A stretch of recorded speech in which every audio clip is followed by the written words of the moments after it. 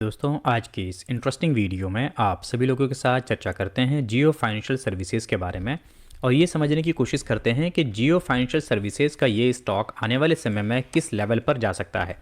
वैसे अनुमान लगाया जा रहा है कि ये स्टॉक आने वाले समय में डेफिनेटली 2000 के लेवल पर जा सकता है। तो क्या ये लेवल जो 2000 के लेवल की बात चल रही है, क्या ये लेवल सही है? क्या वाकई में ये इस लेवल तक जा सकता है? अगर हाँ मान सकते हैं कि जा सकता है तो ये क्या रीजंस होंगे जिसकी वजह से ये इस तरीके के लेवल से दिखा सकता है? और अगर ये उस लेवल पर नहीं जाएगा और अगर इसके फेयर वैल्यू की बात करें तो फेयर वैल्यू क्या बनेगा? और अगर हम बाइंग की बात करें तो कौन से ऐसे लेवल्स हैं जहां पर अगर आप इसे खरीदते हैं तो काफ़ी ज़बरदस्त तरीके का प्रॉफिट जो है आपको आने वाले समय में देखने को मिल सकता है। आइए समझते हैं सारी चीज़ों को डिटेल के साथ। सबसे पहले यहाँ पर हम लोग बात करते हैं इस पर्टिकुलर कंपनी के बिजनेसेस की। तो आप सभी लोग जानते हैं कि जियो फाइनेंशियल सर्विसेज जो है एक इस तरीके की कंपनी है कि जिस कंपनी का ओवरऑल अगर आप देखें तो कोई बहुत बड़ा बिजनेस अभी स्टार्ट नहीं हुआ है, लेकिन इसकी शुरुआत ऑलरेडी हो चुकी है।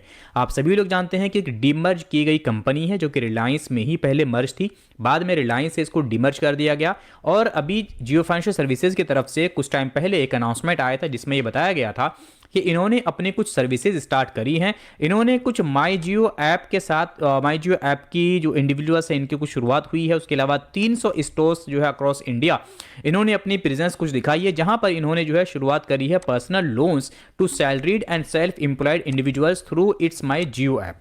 तो इन्होंने जो पर्सनल लोन की शुरुआत करी है सैलरीड जो लोग हैं उन लोगों को देना और जो सेल्फ एम्प्लॉयड है उन लोगों को भी देना। इन्होंने ये शुरुआत करी है अपने माई जियो ऐप के थ्रू और जो 300 स्टोर्स इन्होंने अक्रॉस इंडिया सेटअप किए हैं उसके थ्रू। इसके अलावा ये कहते हैं कि it insurance a arms has also partnered with 24 insurance to offer a wide range of coverage across auto, health and corporate category.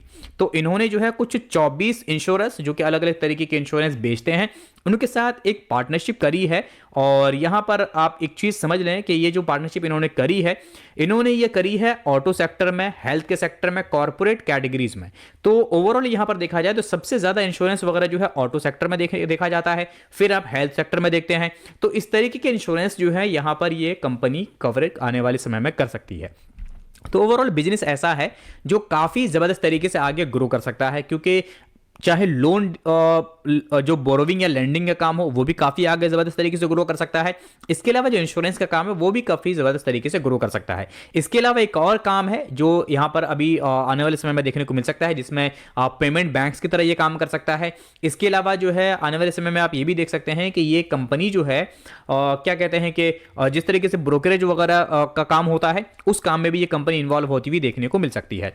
तो ओवरऑल यहाँ पर अगर आप एक चीज़ नोट करें तो अभी जो इन्होंने क्वार्टर का रिजल्ट अनाउंस किया था उस क्वार्टर के रिजल्ट को लेकर काफी सारी बातचीत हुई थी। कुछ लोगों का कहना था कि जो प्रॉफिट है वो काफी बेहतरीन है, लेकिन कुछ लोगों का कहना था कि प्रॉफिट बेहतरीन आप अभी इंक्लूड ना करें, क्योंकि यहां पर जो है ज्यादातर जो इनकम है वो एक्चुअली डिविडेंड इनकम में शामिल था, उसमें डिविडेंड इनकम इंक्लूड था, इसीलिए जो है इतना बड़ा प्रॉफिट देखने को मिला।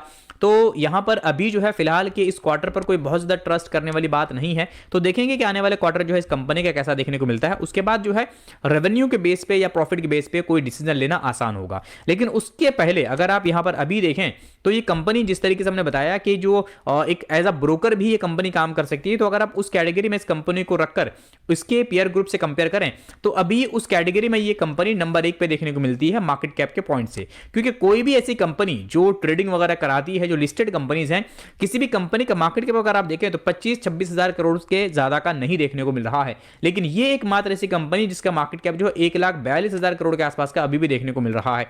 तो डेफिनेटली उस कैटेगरी में ये कंपनी तो काफी बेहतर है। और पीबी रेशियो अगर आप चेक करें तो उस हिसाब से भी ये कंपनी काफी बेहतर देखने को मिल रहा है। लेकिन पी रेशियो डेफिनेटली यहां पर तो बिल्कुल इस तरीके का है जो आप बिल्कुल यहां पर सोच ही नहीं सकते, क्योंकि ये पी रेशियो जो है यहां पर कोई सही भी नहीं दिख रहा है। क्योंकि इस तरीके के पी रेशियोज जो है थोड़ा टाइम लगता है इसको सही तरीके से सही डेटा आने में, और डेफिनेटली कुछ क्वार्टर्स के बाद ही सही तरीके का सही डेटा जो है आपको देखने को मिलेगा।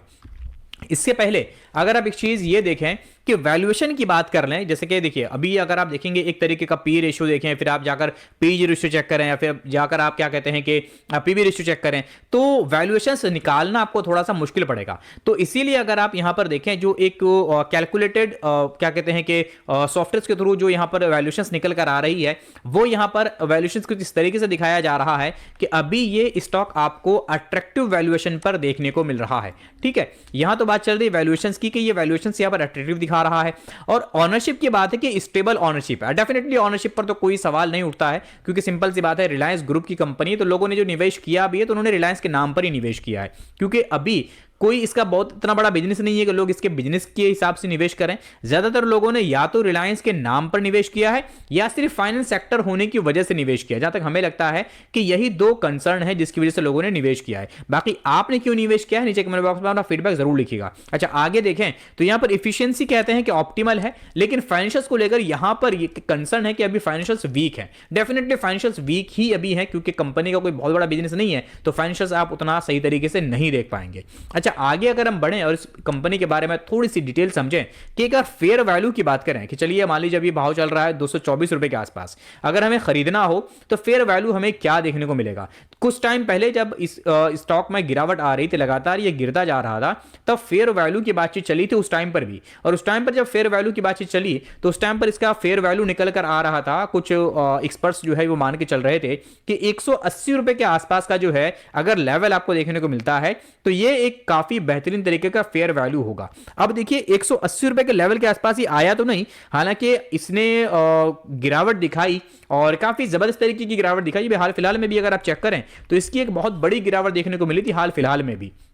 अगर आप एक महीने के लेवल पे आए तो आप यहां पर देखिए 206 रुपए के आसपास ये स्टॉक नीचे आ गया था, और हालांकि इसने जो है अपना जो लो बनाया था वो 202 रुपए 80 पैसे था।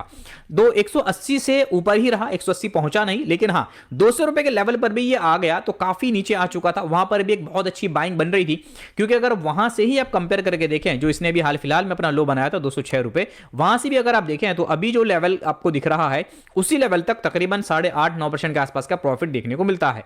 तो डेफिनेटली लेवल्स तो खैर अच्छे दिखाए, लेकिन हां एक चीज समझना पड़ेगा कि जो फेयर वैल्यू है वो 180 के आसपास आ रहा है।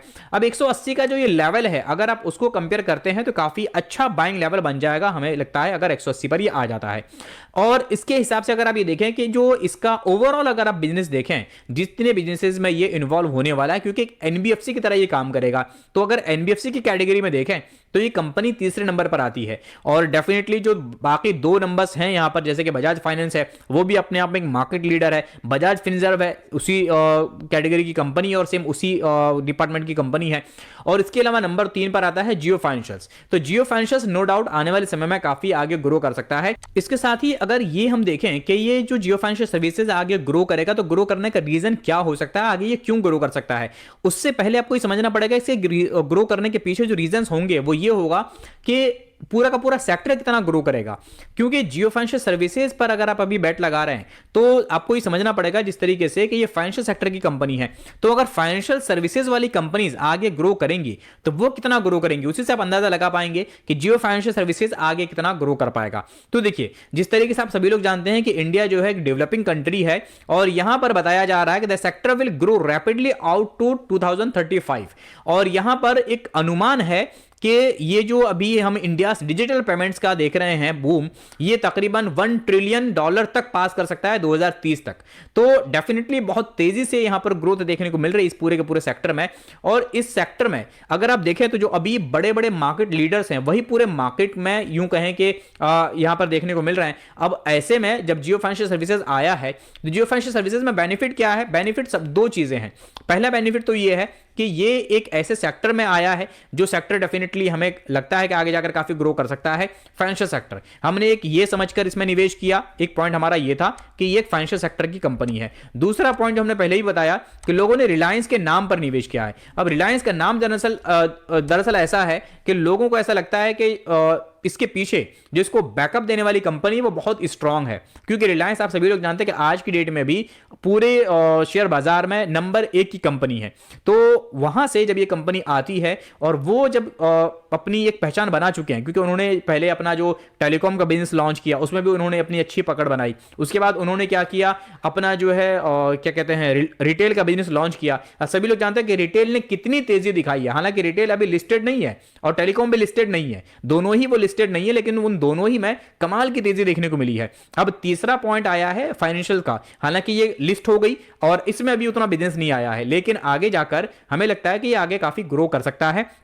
और बाकी देखिए एक चीज समझ कर चलिए कि हमने यहां पर जो निवेश किया, हमने बताया कि हमने यहां पर फाइनेंशियल सेक्टर होने की वजह से निवेश किया है, और दूसरा हमें ऐसा लगा कि ये कंपनी तीसरे नंबर की कंपनी है तो आगे कुछ ना कुछ बेहतर ये कर सकती है, और यही पॉइंट लेकर हमने निवेश किया है। बाकी देखिए, आप अगर निवेश करना चाहते हैं या आपको ऐसा लगता है कि ये कंपनी 2000 के टारगेट दिखाएगी या 5000 के टारगेट दिखाएगी या 500 के टारगेट दिखाएगी या फिर 50 रुपए के टारगेट दिखाएगी, जो भी आपको लगता है आप अपना एनालिसिस जरूर करें, उसके बाद ही किसी तरीके का कोई निर्णय बनाएं। क्योंकि चीज हमेशा याद रखिए कि हर किसी का अपना इन्वेस्टमेंट जो है अपने पॉइंट से होता है। तो आप अगर इसमें इन्वेस्टमेंट करने जा रहे हैं और आपको लगता है कि ये आगे जाकर ग्रो करेगा, तो पहले आपको ये पता करना पड़ेगा कि आपको क्यों लगता है कि ये आगे ग्रो करेगा, तभी आप जो है किसी तरीके का कोई डिसीजन बनाएं। और डिसीजन बनाने से पहले अपनी रिसर्च जरूर करें, अपने फाइनेंशियल एडवाइजर से सलाह मशवरा जरूर करें, उसके बाद ही कोई निर्णय बनाएं। साथ के साथ आपको बता दें कि अगर आपको वीडियो पसंद आए इस वीडियो को लाइक करें, अपने सभी दोस्तों के साथ इस वीडियो को जरूर शेयर करें, और हमारी आने वाली इंटरेस्टिंग वीडियोस को आसानी से पाने के लिए चैनल को भी सब्सक्राइब करके बेल नोटिफिकेशन को जरूर ऑन कर दीजिए। मिलते हैं अगली वीडियो में। Thank you so much.